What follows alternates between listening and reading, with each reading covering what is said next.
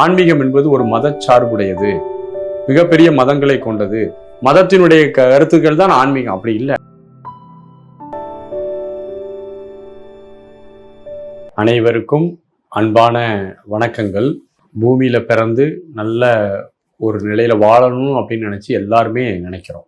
ஒரு குழந்தையாக இருந்து ஒரு வளர் இளம் குமர பருவத்திற்கு வந்து ஒரு அடலசன்ஸ் ஸ்டேஜை தாண்டி ஒரு முதிர்ந்த பருவம் இருந்து அதுக்கப்புறம் இந்த உடலை விட்டு விடுவது என்பது இந்த உலகத்துல எல்லாருக்கும் பொதுவானது. பிறப்பு, இருப்பு, மறைப்பு, அதாவது மரணம், எல்லாத்துக்கும் இது காமன். இல்லை யாருமே வந்து இந்த இயற்கைக்கு முன்னாடி நான் இயற்கையை ஜெயிச்சிருவேன், நான் மரணத்தை வென்று விடுவேன், நான் மரணமில்லாத ஒரு தன்மையை நித்தியமா பெற்றுருவேன், இந்த உடலை அழியாமல் நான் நீட்டித்து நிலைத்து வைப்பேன் அப்படிங்கிறதெல்லாம் சொல்றதுக்கும் கேட்கறதுக்கும் நல்லா இருக்கும். ஆனால் நடைமுறையில் அப்படி யாரும் நம்ம செய்து பார்த்ததில்லை. ஒரு நல்ல ஒரு பழக்க வழக்கங்களோட ஆரோக்கியமாக இருக்கக்கூடிய மனிதன் கொஞ்சம் காலம் அதிகமாக வாழ்றான், அவ்வளவுதான். ஆனால் எல்லோருமே இந்த பூமியில வாழ்ந்து கொண்டிருக்கிறோம், மரணித்து கொண்டிருக்கிறோம். நம்ம முன்னோர்கள்லாம் மரணித்து இருக்கிறார்கள். இப்போ நம்ம பூமியில பிறந்த எல்லாருமே அப்படி இருக்கிறாங்கன்னு வச்சுக்கோங்களேன். நம்மளால அந்த பூமியில இடம் காணுமா? காணாது. பூமியில புதிய உயிர்கள் வந்து கொண்டும் மரணித்து கொண்டும் அப்படி மாறி மாறி நடந்துட்டு இருக்கு எல்லா உயிர்களிடமுமே. அப்போ பிறப்பு, இருப்பு, மரணம் ஆகிய அனைத்தும் அனைவருக்கும் பொதுவானது. இயற்கைக்கு முன்னாடி எல்லாருமே சமமானவர்கள். இந்த பூமியில பிறந்து இந்த மனித உடல்ல மட்டும் இருந்துட்டு இந்த உடல்ல இருக்கக்கூடிய உணர்வுகளையும் உணர்ச்சிகளையும் மட்டுமே சிந்திச்சு கொண்டு இருக்கக்கூடிய மனிதர்கள் இதை தாண்டி போறது கிடையாது. அவருடைய முழு வாழ்க்கையும் உடல் வயப்பட்ட வாழ்க்கை. அதை ரொம்ப டெக்னிக்கலா சொல்றதா இருந்தா அன்னமய கோஷ வாசிகள் என்று அழைப்பார்கள். இந்த அன்னமய கோஷ வாசிகள் என்பவர்கள் இந்த உடலை மட்டும் மையப்படுத்தி சிந்திச்சுட்டு இருப்பாங்க. அதை தவிர வேற எந்த சிந்தனை வராது.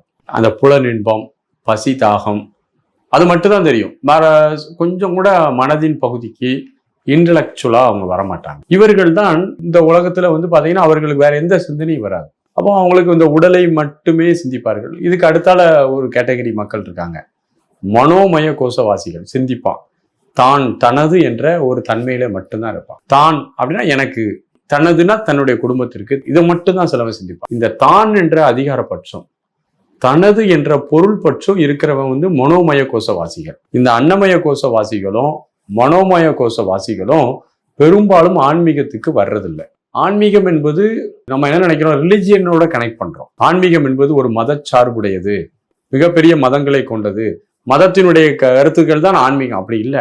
ஒரு மனிதன் தன்னைத்தான் உற்று நோக்கி கவனித்தும் தன்னை சுற்றி உள்ள சூழ்நிலைகளை உற்று நோக்கி கவனித்தும் சலிப்படையும் போது, என்னடா இது இப்படி ஒரே மாதிரி இருக்கிறோம், காலையில எந்திரிக்கிறோம், சாப்பிட்றோம், ரொட்டீனா போறோம், திரும்ப தூங்குறோம், இப்படிலாம் இது லைஃப்ல வேற ஒன்றும் இல்லையா?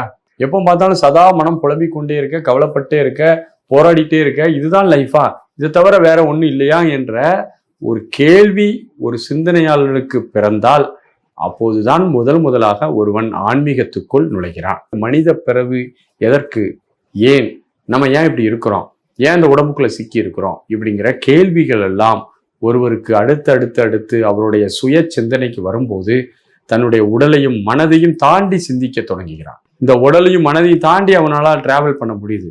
மனதினுடைய போக்குவரத்தை நன்கு உற்று நோக்கி கவனித்து அந்த மனமற்ற நிலையை அவன் அடையதுக்கான ட்ரை பண்ண ஆரம்பிக்கிறான். மனதையும் உடலையும் தாண்டி ஆனந்தத்தை தேட தொடங்கக்கூடிய மனிதன் ஆன்மீகம் என்ற ஒரு கலையை வகுத்து கொள்கிறான். இன்னைக்கு இந்த ஆன்மீகங்கிற பேர் உங்களுக்கு சிக்கலா இருந்தா தூக்கி தூரப்பட்டுருங்க.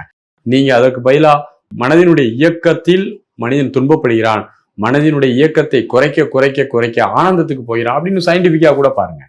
மனதினுடைய ஓட்டம் குறைய பேர் அமைதிக்கு போறான்.